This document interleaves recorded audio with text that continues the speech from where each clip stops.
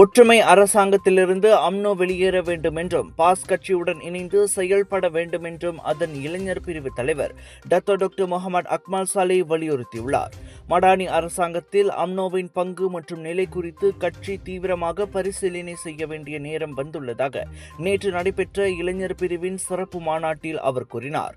நடப்பு அரசாங்கத்தின் கீழ் அம்னோ ஆதரவாளர்கள் மற்றும் அடிமட்ட உறுப்பினர்களின் பிரச்சினைகள் தற்போது உரிய முறையில் கவனிக்கப்படவில்லை என்றும், எனவே மலாய் சமூகத்தின் ஒற்றுமைக்கு முன்னுரிமை வழங்க வேண்டியது அவசியம் என்றும் அவர் தெரிவித்தார்.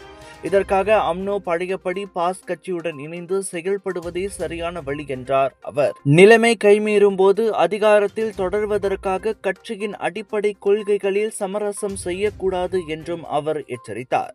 கொள்கைகளை அடமானம் வைப்பதற்கு பதிலாக பேசாமல் எதிர்க்கட்சியாக இருந்துவிட்டு போய்விடலாம் என்றார் அவர். அக்மாலின் இந்த கருத்துகள் அம்னோவின் எதிர்கால அரசியல் நகர்வு, குறிப்பாக 16வது பொது தேர்தல் குறித்து புதிய விவாதங்களை ஏற்படுத்தியுள்ளது.